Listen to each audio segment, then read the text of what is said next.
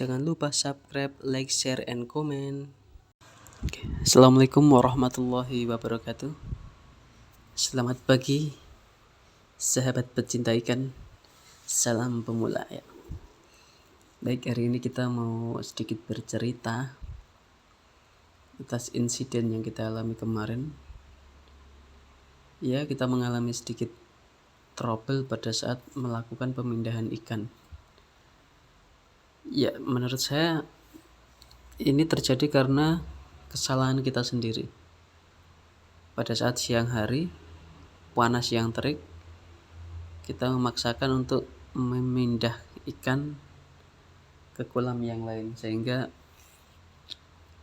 ikan terkena bakteri ataupun panas yang berlebih, sehingga sirip-sirip ikan pada melepuh. Ya, kita belum tahu itu bakteri apa karena kita tidak melakukan riset ataupun penelitian.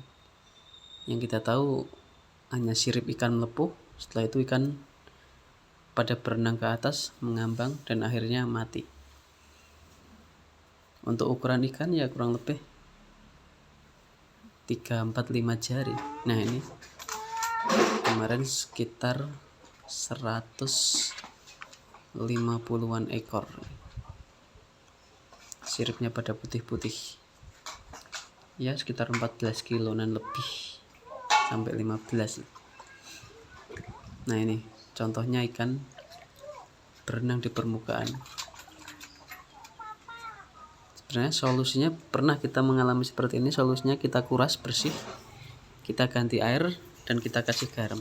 Tetapi karena kondisional yang tidak memungkinkan, karena sumber air kita menipis atau air sumber kita tidak mampu, sehingga ya mau nggak mau kita biarkan. Akhirnya kita panen secara paksa, dan kita bagikan ke saudara dan tetangga. Ya lumayan lah, 5 jari sudah ada daging untuk kita konsumsi. Ya sebesar nila 1 kilo isi 5, 6, 7, ada yang 8.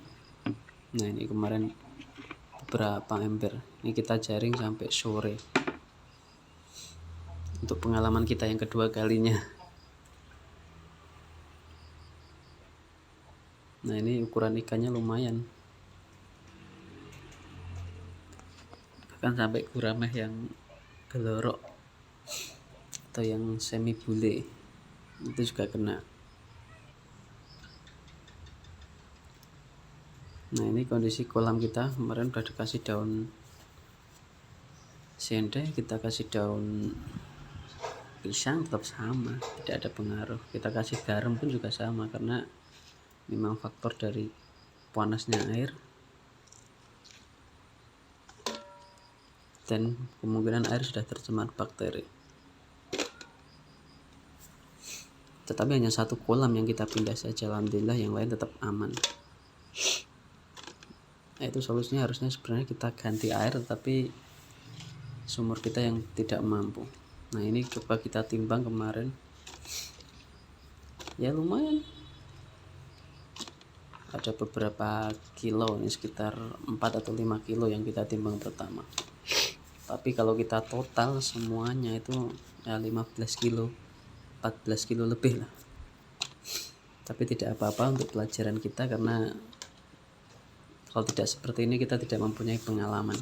Dan saran saya untuk memindahkan ikan gurame, lebih baik dipindahkan itu pada kondisi pagi hari atau sore hari. Jangan sampai dipindah pada saat siang hari kondisi terik panas matahari. Kalau ikan nggak kuat ya akhirnya ikan akan naik ke permukaan, kumambang, dan mau nggak mau kita harus ambil dan kita goreng ini. Ya, ini satu penuh ini sekitar 4 kilo berapa, 4 kilo 7 on. Ini 4 kilo, masih kita tambah lagi. Bobot ikan kurang lebih 1,5 on. Ada yang 2,5 oz, tapi hanya sebagian kecil. Ini 4 kilo 4 kilo 58, kita tambahin lagi 4 kilo 7 on. Nah ini 4 kilo 7 on. Bukan, kemarin totalnya sekitar 140-an ekor. Ya lumayan banyak, tapi mau gimana lagi, memang kondisional seperti itu.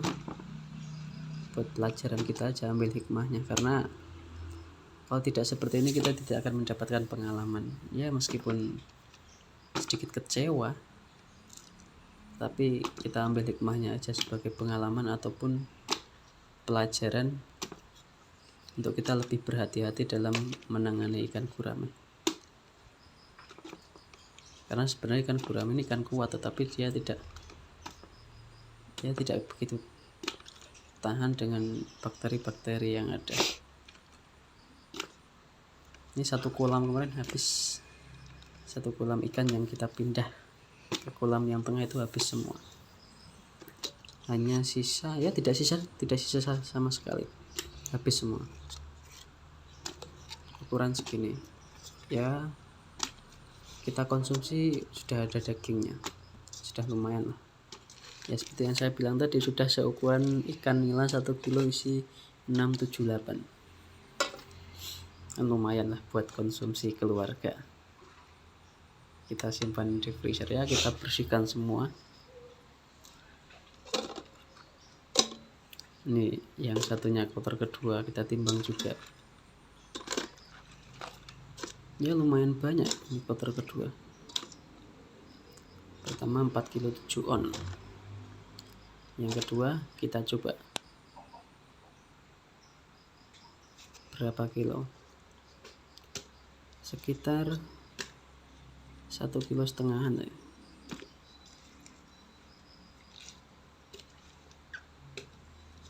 Dan ini masih berlanjut di kolam, masih beberapa ikan yang ngambang-ngambang. Dan mau nggak mau kita ambil juga. Kayak gini, kita lihat lagi nih, udah mengambang lagi.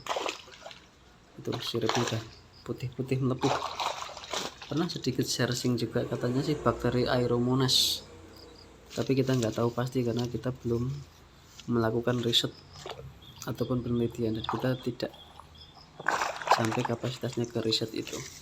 Ya mungkin para ahli perikanan yang bisa melakukan riset, karena di sini kita belajar perikanan secara otodidak. Karena kita hobi, maka kita belajar di sini secara otodidak bagaimana menangani yang baik. Tetapi ya itu, dari sini kita dapat banyak pengalaman dan hikmahnya. Kehati-hatian dalam memelihara ikan gurame itu sangat penting.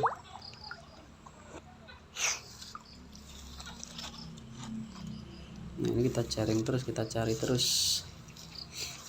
Kita mau nguras, waktu juga udah sangat sore, bahkan sampai malam pun kita masih bersihkan ikan, makanya kita belum bisa menguras, dan kemungkinan kita kuras esok paginya.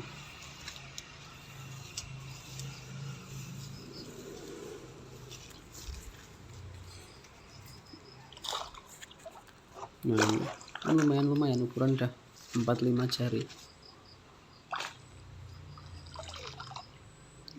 sudah enak untuk dikonsumsi. Tetapi kalau diperjualbelikan untuk daging ya belum. Ini yang besar-besar ini yang sekitar 3 ons ke atas. Kalau yang ini alhamdulillah, yang ini juga pindahan sih, cuman kan airnya yang ini lebih steril daripada air yang kolam tengah. Insya Allah aman ya. Dan ini juga sama, kita jadikan satu kayak yang kemarin, kayak yang tadi mah. Nih itu udah dapat 1 ember, kita tambah lagi, kita timbang berapa kilo, kita zero dulu timbangan. 1 2 3 4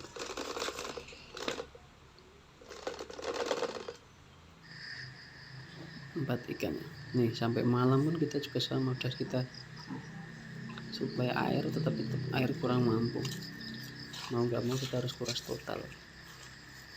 Ini sampai malam hari kita tetap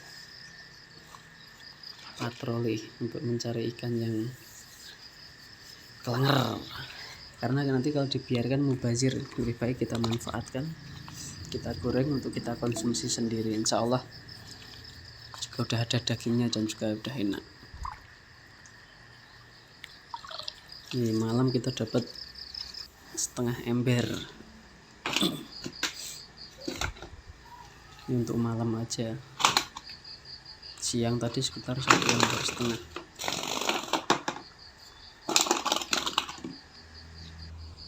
Kita coba timbang untuk yang malam ini berapa. Oke, kita nolkan dulu.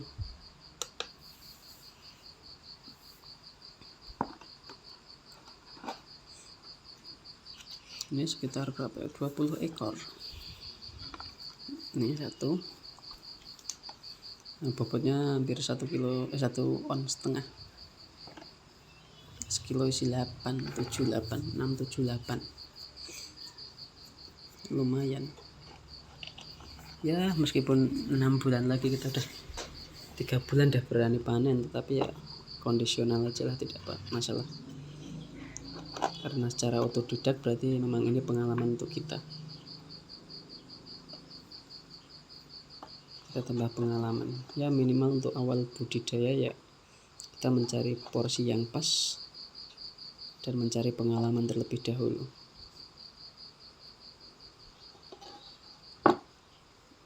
Nah ini sekitar berapa? 1 kilo 4 ons, hampir 1,5 kilo. Nah ini akhirnya kita masukin freezer semua untuk ikan. Ini sisa yang dibagi-bagikan ke saudara-saudara sama tetangga. Kita freezer, ada yang kita olah digoreng.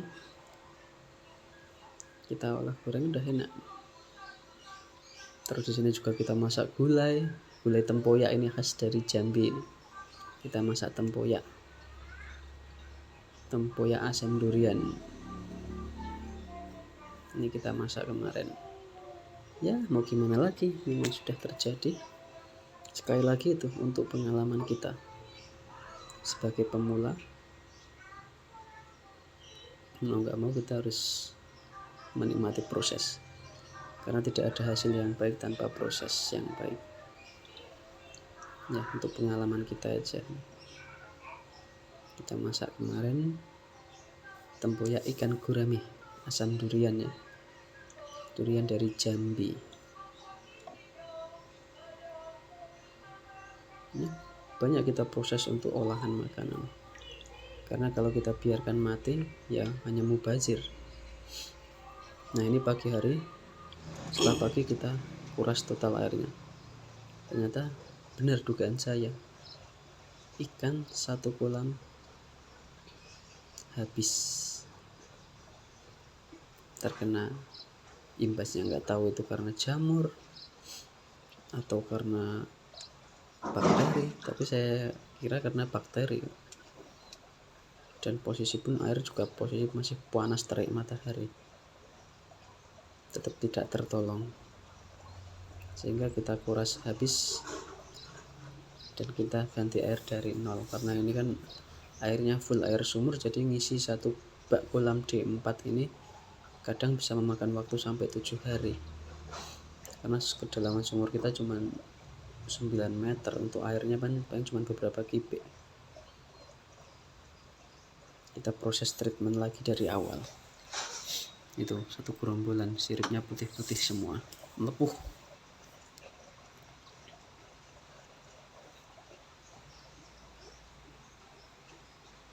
Ya inilah kenapa kita pilih budidaya ikan, karena pada saat ikan sudah mati pun masih bisa dikonsumsi selama dia belum bau dan belum menjadi bangkai busuk. Tetapi kalau kita pelihara yang lain kan, selain ikan ya mau nggak mau kita buang. Tetapi kalau ikan kan beda, sudah mati pun masih bisa kita konsumsi. Tapi ini belum mati, ini ikannya masih kelenger. Nah ini kita kuras bersih habis. dan kita sikat pun juga untuk lumut-lumut di pinggir kolam, karena kemarin memang kita niatnya nggak kita bersihkan, tapi ini efeknya, efek buat pengalaman kita. Kalau tidak seperti ini kita tidak mendapatkan pengalaman. Ya, ini setengah ember juga untuk kita bersihkan.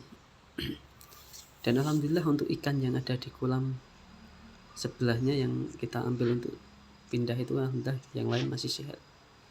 Ini dulu kemarin kita ambil dari sini, kita pindah ke sebelah, tapi yang sebelah kena. Nah, ini akhirnya kita goreng lagi, sekitar banyak ini 20 ekoran. Kita masak lagi. Di sini kita masak sambal ikan goreng. Ini bawa ke tempat kerja, ini dimasak di tempat kerja. Ya, intinya kita untuk berbagi daripada mubazir. Oke, sekian. Assalamualaikum warahmatullahi wabarakatuh.